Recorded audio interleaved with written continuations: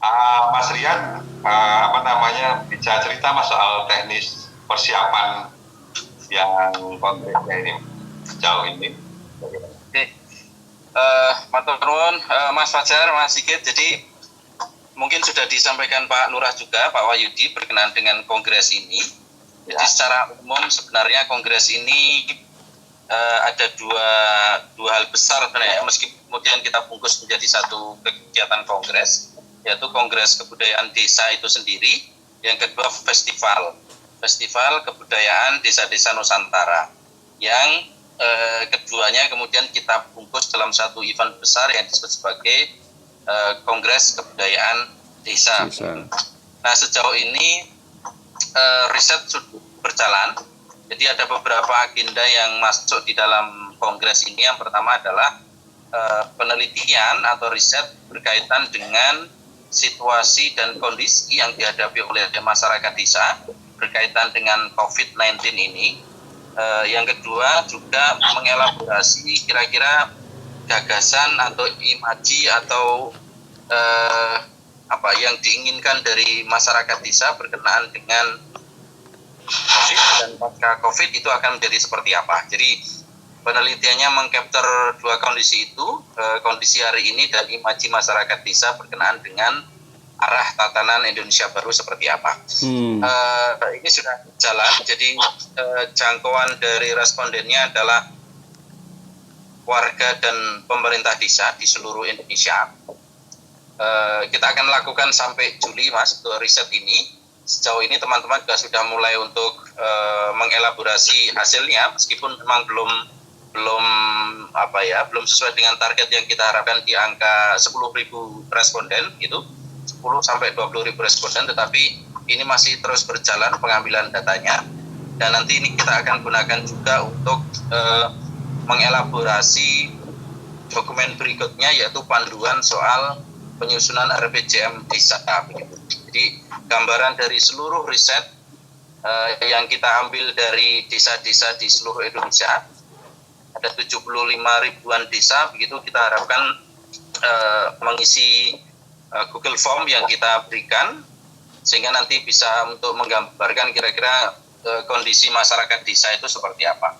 Yang kedua, ya itu seluruh desa berarti ini? Ya, sasaran kami seluruh desa di Indonesia, Pak. Jadi proses distribusi kuesionernya kita juga minta ke Kemendes untuk mendistribusikan ini, termasuk ke pendamping-pendamping desa yang jumlahnya kira-kira 30 ribuan itu kita minta untuk menyalurkan atau mendistribusikan ke warga desa. Gambaran kami kalau kira-kira tiga orang saja misalnya, atau 2 orang saja tiap desa itu sudah hampir 150-an ribu responden gitu ya. Jadi warga juga proses, ini ya. Warga juga dilibatkan sebagai responden ya. Bukan cuma pemerintahnya gitu. Ya, justru titik tekan kami di warga untuk melihat kondisinya seperti apa dan apa yang kemudian diinginkan gitu. Jadi responden utamanya justru warga desa. Kemudian yang kedua, kita juga menggunakan meminta teman-teman apakah itu akademisi, warga desa, kemudian praktisi, komunitas dan sebagainya untuk juga urun rembuk berkenaan dengan gagasan-gagasan tatanan baru Indonesia akan seperti apa. Jadi melalui call paper kami mengundang sejumlah tokoh atau siapapun yang ingin memberikan gagasannya, ingin menyampaikan atau menyuarakan ide-idenya melalui call paper. Sejauh ini memang belum cukup banyak, artinya belum sesuai dengan yang kita targetkan begitu, tetapi prosesnya saya kira masih terus berjalan, karena mungkin Pak Lurah juga sudah menyampaikan bahwa sebenarnya gagasan ini baru kita mulai 2 hari sebelum Lebaran gitu. Jadi 2 hari sebelum Lebaran itu idenya digodok betul begitu, sampai hari ini kemudian prosesnya masih terus berlanjut. Nah, dari call paper itu nanti salah satu produknya adalah buku. Jadi semua riset dan semua tulisan yang masuk melalui call paper nanti kita akan bukukan ada kemungkinan kita targetkan itu 18 buku yang akan kita terbitkan juga, entah nanti dalam bentuk soft file begitu ya atau cetak, masih kita diskusikan halnya. Kemudian buku itu juga akan berisi naskah-naskah yang ditulis oleh narasumber. Jadi kalau satu seri atau satu tema itu ada 5 narasumber, nanti akan ditambahkan dengan naskah-naskah yang masuk melalui call paper, sehingga buku itu menjadi semacam istilahnya kulaan gagasan gitu ya, ramban gagasan yang memungkinkan nanti bagi penyusunan dokumen RPJM desanya. Kegiatan yang ketiga itu nanti adalah webinar series yang saya kira Mas Rudi juga sudah menyampaikan, ada 18 tema dan sebenarnya masih berkembang Mas. Di terakhir kemarin ada tambahan tema soal inklusi sosial begitu. Jadi dari 18 awalnya memang hanya 12, kemudian berkembang jadi 18. Ini terakhir kemarin posisinya ada satu tambahan soal isu-isu inklusi sosial gitu yang kemudian nanti tentu menjadi lebih memperkaya itu. Webinarnya semua informasi kita push melalui kongres-kebudayaan-desa.id gitu ya, baik pendaftaran peserta, kemudian call paper, riset dan sebagainya itu kita linkkan di sana, sehingga satu platform itu coba kita gunakan untuk menjadi pusat informasi dari seluruh kegiatan ini. Webinar akan kita mulai tanggal 1 Juli besok begitu. Kemudian tanggal 25 besok ini akan kita obrolkan dengan teman-teman yang menjadi moderator. Jadi kita kumpulkan untuk membangun nge-frame bareng begitu, sehingga moderator nanti juga tugasnya mencoba untuk mengelaborasi jauh lebih dalam berkaitan dengan kongres yang kita laksanakan ini. Pasca kongres, webinar series itu kemudian akan coba disusun menjadi dokumen panduan penyusunan RPJM desa yang bukan hanya untuk Panguharjo tentu, tetapi kita mencoba untuk memberikan semacam panduan untuk desa-desa di seluruh Indonesia, apakah itu desa dinas, desa adat, maupun gambaran kami nanti soal wilayah adat gitu ya. Karena di kongres ini kami juga melibatkan teman-teman aliansi masyarakat adat aman. Gitu. Sehingga gambarannya bukan hanya desa yang berada dalam lingkup desa dinas, tetapi desa adat maupun wilayah adat atau masyarakat adat. Nah, pasca itu kemudian tanggal 13 sampai 16-nya akan ada, kita sebut tadi, Festival Kebudayaan Desa-Desa Nusantara. Festival ini mengakomodasi tadi beberapa masyarakat adat untuk menampilkan kekayaan pengetahuannya, kekayaan tradisinya dan sebagainya. Nanti ada yang online dan ada yang offline begitu ya. Pusatnya nanti dilakukan di Kampung Mataraman.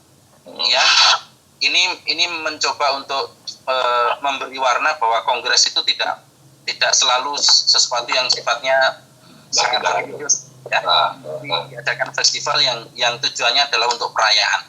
Jadi gambaran kami dengan kongres ini kemudian merayakan seluruh gagasan masyarakat desa, merayakan seluruh pengetahuan yang dimiliki oleh masyarakat desa. Dan terakhir nanti di harapan kami di tanggal 15 nanti akan ada deklarasi berkaitan dengan tatanan Indonesia baru yang dimulai dari desa.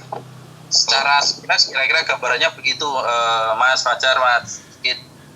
Mas, kalau di rilis yang saya baca di media itu mulainya kok sudah Juni ya? Emang betul itu, Mas?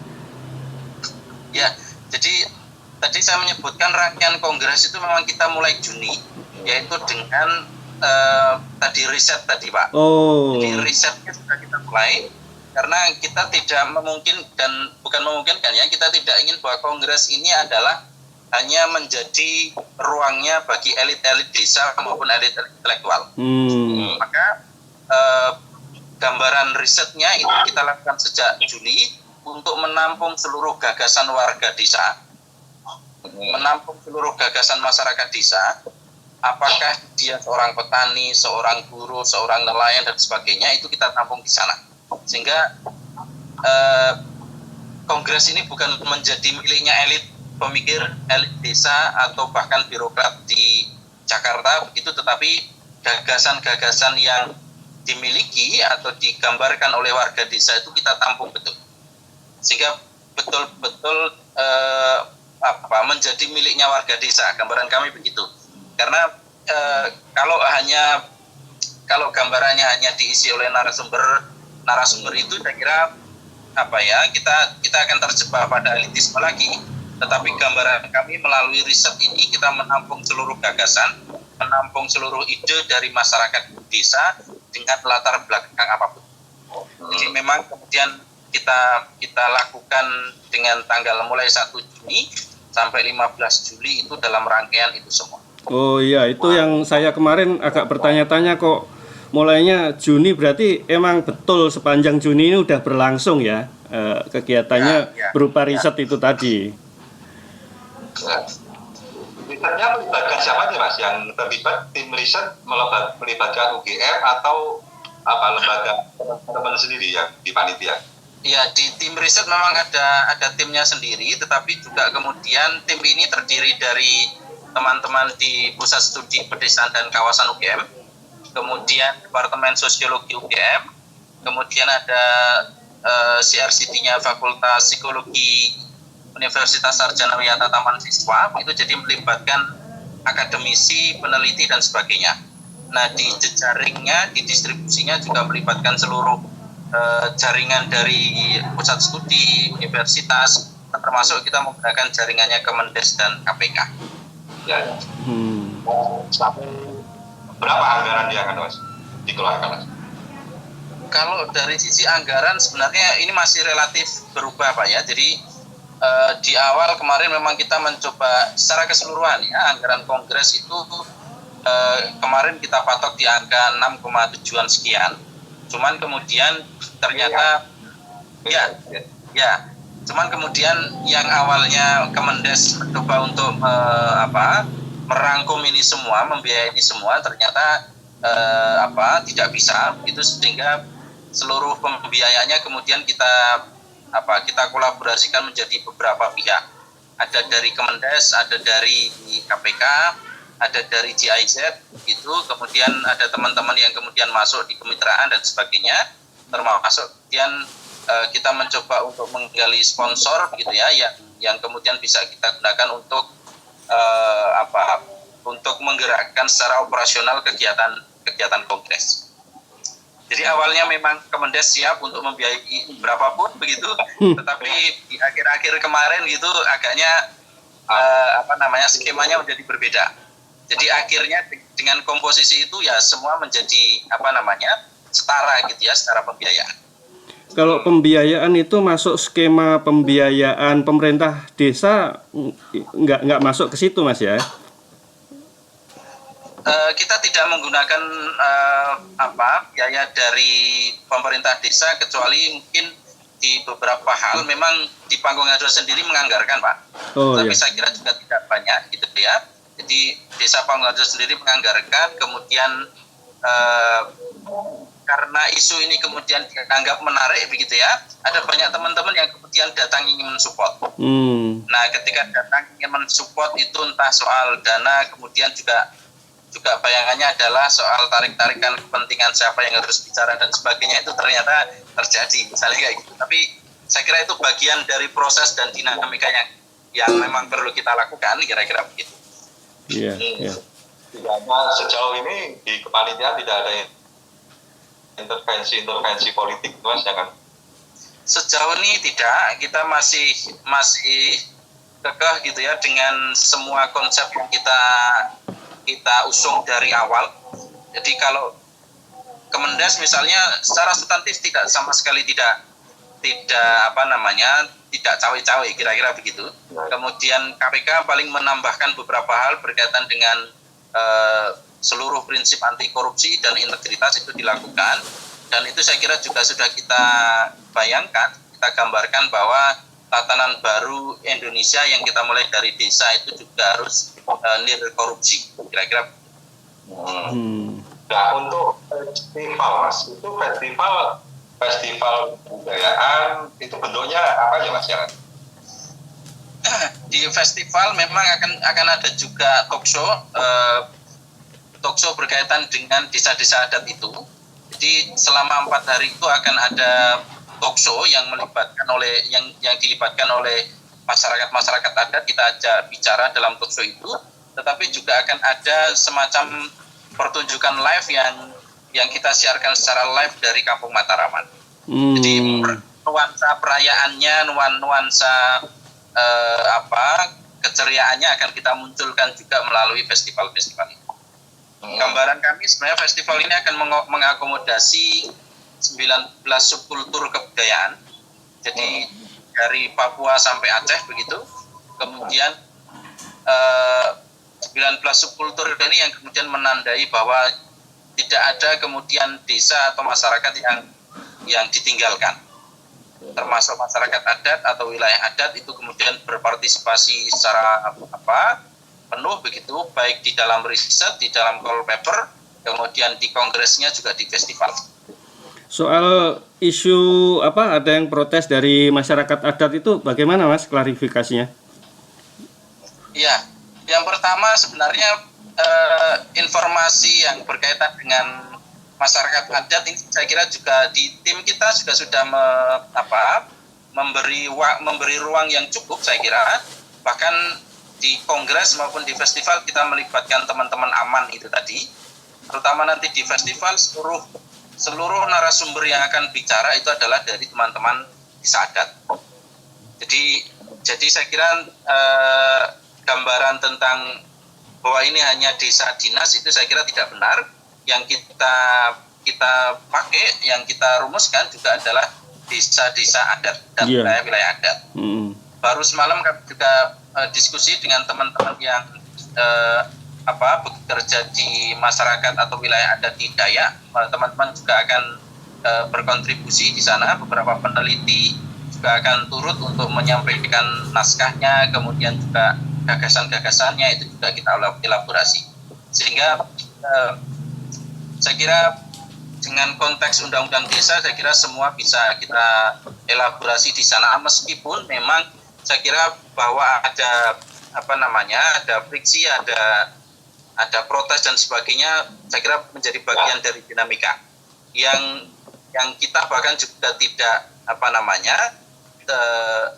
tidak mampu untuk kemudian mengiyakan seluruh keinginan, seluruh gagasan yang muncul dari setiap stakeholder yang masuk ke kita. Jadi ini saya kira bagian dari diskursus, bagian dari dinamika pelaksanaan kongres. Sejauh ini tingkat partisipasi desa Mas seperti apa? Jadi misalkan untuk festival tadi atau pas dia ikut semua aktivitas ini. Seluruh pelaksanaan dan seluruh kepanitiaan ini teman-teman di desa Pak. Jadi meskipun ada akademisnya, tetapi posnya juga merupakan bagian dari warga desa.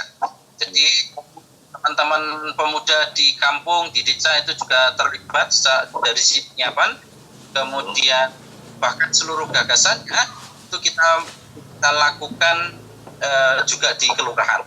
Artinya gagasan ini mulai betul dari bawah, bukan gagasan yang muncul dari Kementerian Desa, bukan gagasan yang muncul dari pemerintah nasional, tetapi gagasan yang muncul dari desa, yang kemudian ketika kita sounding, Kemendes, KPK dan sebagainya itu mendukung. Jadi secara posisi sebenarnya gagasan ini betul-betul muncul dari desa. Dan pelibatan teman-teman di desa saya kira sementara ini teman-teman di lingkup pasardesa.id gitu ya, karena Panggung Harjo juga memiliki satu platform yang disebut pasardesa.id yang tergabung di dalam konsorsium pasardesa.id juga yang puyung bareng-bareng. Jadi gambaran kalau dengan pertanyaan tadi adalah semua ini digarap oleh teman-teman di desa. Iya. Masuk respon dari desa lain, kalau dari desa-desa lain Ya. Apakah ada yang menolak begitu, Mas? Menolak dengan aktivitas kongres ini? Sejauh ini justru yang kita terima adalah dukungan-dukungan, baik itu dari teman-teman di Aceh, gitu ya, teman-teman di daerah lain juga memberikan dukungan, tapi sejauh ini memang nada-nada penolakan tidak ada, Mas, gitu jadi ya. Karena gambaran kami memang ini perayaan bersama, ini bukan klaimnya Desa Panggung-Harjo saja, tetapi adalah kita gunakan untuk kepentingan desa-desa di seluruh Indonesia. Ramai itu berarti raganya. Tapi berarti itu ini Mas ya, Kampung Mataraman kurang bisa karena ini webinar, kebanyakan dilakukan secara virtual, jadi agak susah memanfaatkan itu secara offline, Mas. Misalnya restoran-restorannya yang ada di situ. Betul. Nah ini yang saya kira juga bagian dari salah satu hal yang memang harus kita lakukan gitu ya, karena berkerumun tidak boleh begitu. Kemudian bahkan rapat-rapat juga terbatas, ada teman-teman yang bekerja dengan via online gitu Pak. Jadi tim yang kemudian bekerja mulai dari tim persiapan, kemudian branding dan sebagainya itu bekerja melalui jejaring. Sangat terbatas. Misalnya kita harus mengumpulkan itu paling hanya beberapa kali kumpul bareng begitu, dan kemudian kalau tadi disebutkan bahwa warung-warung dan sebagainya, memang itu salah satu model dan limitasi yang kita gunakan melalui Kongres Kebudayaan Desa ini. Kita tidak bisa menyelenggarakan kongres seperti yang dulu kita bayangkan, berkumpul di satu tempat begitu, kemudian rame-rame dari tanggal sekian sampai tanggal sekian, orang tumpah ruah di sana, itu yang kita hindarkan. Sehingga platform yang kita gunakan adalah platform yang menggunakan jejaring dalam jaringan, dan kita menggunakan itu melalui webinar. Jadi sama sekali tidak menggunakan atau tidak berkerumun sebagaimana kongres-kongres pada umumnya. Iya. Yang offline apa Mas acaranya? Ya. Yang bisa dilakukan offline apa ya? Yang offline nanti salah satunya adalah performance dari teman-teman di berbagai daerah. Kemungkinan misalnya tari Aceh begitu ya, tari Saman dan sebagainya, itu kita akan undang teman-teman dari berbagai daerah, terutama yang hari ini ada di Jogja, untuk pentas secara offline di Kampung Mataraman, dan nanti kita akan siarkan secara langsung melalui YouTube dan berbagai jaringan lainnya. Yang lain kebanyakan online gitu ya? Iya, sebagian besar agenda ini akan kita gunakan menggunakan platform online. Berarti ada sampai ini kan tanggal 1 webinarnya ya Mas ya? Mulai webinarnya itu yang tanggal 1 Juli ya? Betul. Ya. Ada masalah apa Mas ya, ini tantangannya, kendalanya sejauh ini melaksanakan ini? Salah satu kendalanya mungkin gambaran kami adalah soal positioning narasumber ya. Jadi memang ketika beberapa stakeholder masuk, akhirnya kan mau tidak mau kita harus juga menggunakan narasumbernya dari Kemendes, kemudian KPK dan sebagainya, kemudian Kementerian Dalam Negeri dan sebagainya begitu. Sejauh ini ada beberapa nama yang memang belum confirm untuk menjadi narasumber. Konfirmasinya soal waktu yang berkaitan dengan narasumber yang bersangkutan, tetapi juga kontak-kontak yang kemudian ternyata tidak mudah untuk kita tembus juga. Kami melibatkan 2 bupati di Papua, Pak Yuni Wonda, kemudian juga Pak Matius Awitau, itu juga sejauh ini kami belum terkonfirmasi kesediaannya itu, tetapi kita masih berusaha agar ada teman-teman dari Papua. Meskipun gambaran kami nanti di teman-teman aktivis di Papua, kemudian masyarakat Papua juga terlibat di sana. Tetapi untuk narasumber yang kita mulai untuk tanggal 1 itu, salah satu kesulitan kami adalah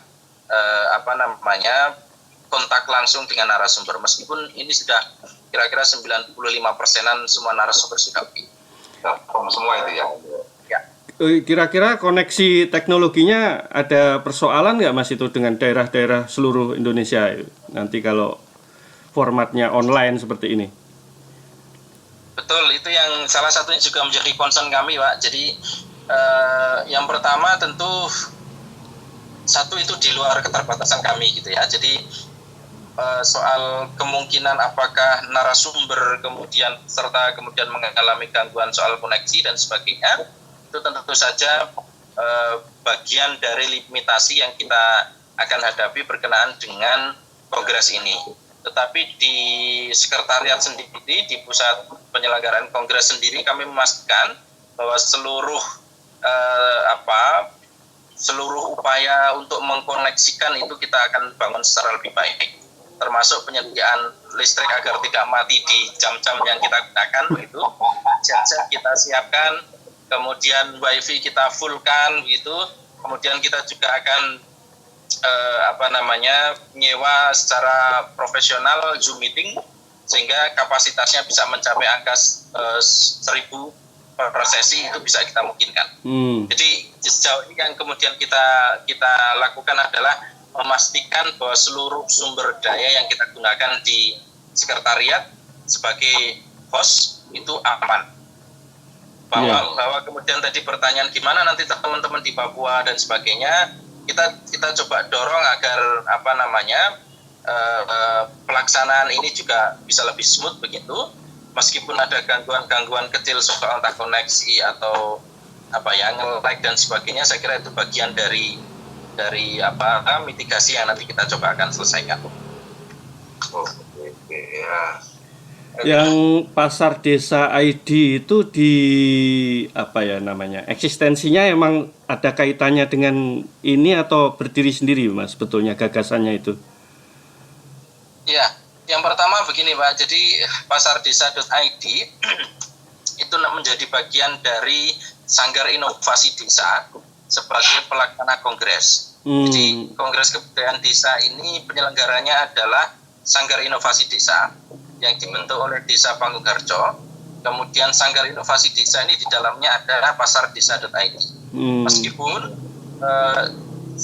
dari proses kerja-kerjanya pasardesa.id ini adalah di awalnya bagian dari mitigasi ekonomi COVID-19 di Panggung-Harjo dan kemudian diperluas juga ke wilayah Bantul gitu. Gambaran kami nanti mungkin dalam rentang Juni Agustus itu sudah bisa kita lakukan di tingkat nasional. Jadi supporting penuhnya justru dari teman-teman di pasardesa.id. Udah launching Mas ya pasar desanya itu ya? Soft launchingnya sudah dilakukan oleh Pak Menteri. Nanti di tanggal 15 juga akan kita lakukan grand launching. Jadi di tanggal 15 selain melaunching soal tatanan Indonesia baru, pasar desa sebagai bagian dari kemandirian ekonomi di desa juga akan kita launching itu, termasuk kemungkinan nanti soal sistem informasi desa yang akan menjadi bagian utuh dari konsep kemandirian dan inovasi desa itu bisa kita lakukan. Jadi tiga pilar yang mungkin Pak Wahyudi juga sudah menyampaikan, 3 pilar kemandirian desa itu ada di pilar sosial politik dan birokrasi, kemudian ada di pilar ekonomi, dan yang ketiga adalah pilar data, informasi dan sistem data. Itu yang melalui kongres ini sebenarnya kita dorong, dan gambaran kami pasca kongres ini yang coba akan kita diseminasikan ke teman-teman di seluruh desa di Indonesia. Menarik juga. Soalnya yang narasumber yang Dirjen gitu udah fix semua tuh Mas ya? Ya, dari Dirjen kemudian Pak Menteri dan sebagainya sudah fix. Kita masih menunggu kepastian Pak Presiden apakah berkenan di tanggal 15 atau mungkin maju. Tapi gambaran kami sementara ini kita posisikan di tanggal 15. Presiden formatnya gimana itu, Mas? Tetap dari istana di Jakarta meresmikan atau bagaimana itu? Deklarasi ya? Gambaran kami mendeklarasikan tatanan baru dari desa itu oleh Pak Presiden. belum ada respon sana, Mas. Sementara ini dari berbagai lini masih kita jajaki, tetapi Pak Menteri kemarin juga sudah mulai mensonding begitu. Hanya nanti soal tanggal, apakah di tanggal 15-nya, tapi juga kemungkinan dapat di tanggal 14 atau 13-nya kita pastikan. Wah, kan kalau Jokowi datang. Datang dalam tanda kutip itu kan tetap ini formatnya online. Ya online. Pasar desa itu mirip ya semacam kayak Topet dan BL gitu ya Mas ya? Marketplace yang seperti Gimana, itu. Pak? Pasar Betul, desa, betul. ya. Ya, jadi pasar desa ini marketplace yang semula memang digunakan untuk mengalih wahanakan dari pasar yang sifatnya pertemuan secara fisik, tetapi kemudian seluruh item dagangan dari warung-warung di kampung itu kita online kan, seluruh transaksinya menjadi online, sehingga jual beli tidak harus ketemu fisik begitu. Warga tinggal pesan melalui platformnya, kemudian nanti teman-teman di pasar desa yang akan mengirimkan barangnya sampai di rumah. Jadi betul menjadi marketplace, dan itu tadi awalnya kita gunakan sebagai mitigasi ekonomi agar orang tidak berkerumun di pasar, karena faktanya hari di Jawa Tengah itu justru bisa berubah dari pasar, dan kita menggunakan mitigasi itu untuk mengurangi dampak-dampaknya. Sejauh ini memang efektif Mas itu untuk transaksi ya antara warga di desa Pak. Ya. Sejauh ini sangat efektif Pak. Jadi misalnya di minggu pertama ketika kita cek menggunakan pasar desa itu transaksinya sudah bisa di angka 100 juta warga. Jadi 100 juta rupiah. Juta warga? Rupiah. 100 juta rupiah. Dan kemudian warganya juga beragam. Kemudian sampai hari ini item yang yang dijual dipasang di pasardesa.id relatif kemudian menjadi banyak. Nah, dimulai dari Pangharjo, kemudian 5 desa lainnya di Bantul juga sudah menerapkan itu. Kemudian nanti kita akan dorong juga desa-desa lain bisa untuk mengimplementasikan. Intinya adalah agar putaran uang di desa itu tidak keluar dari desa. Ya. Tidak kembali ke Indomaret, tidak kembali ke rentenir dan sebagainya. Itu Mas ya, platform besar yang semua desa nanti bisa masuk di situ, bukan untuk Pangharjo aja kan? Iya, platform besar.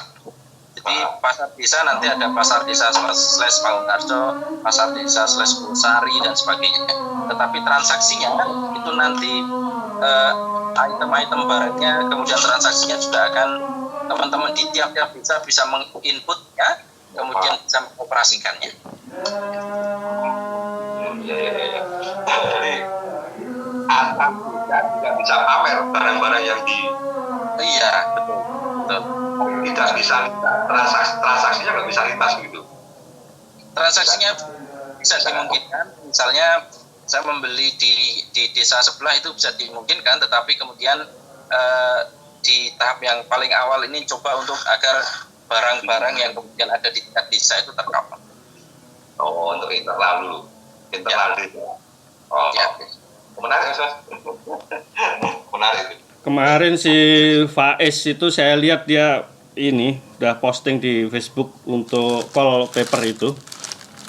Ya. Banyak responnya itu. Sejauh ini lumayan Pak, jadi ada kurang lebih 300-an 400-an yang sudah masuk. Tapi gambaran kami sebenarnya di 18 tema itu nanti setidaknya tiap tema 10 sampai 20 itu sudah sangat banyak. Karena kalau mau kita bukukan 20 naskah itu sudah sangat tebal sekali kan. Iya itu. Banyak itu. Ya. Oke, saya kira itu Mas ya. Nanti kita usul dengan narasumber yang lain. Siap. Matur nuwun, Pak Fajar Mas. Matur nuwun. Sukses Mas. Sukses Mas. Ya. Selamat siang Mas. Selamat siang.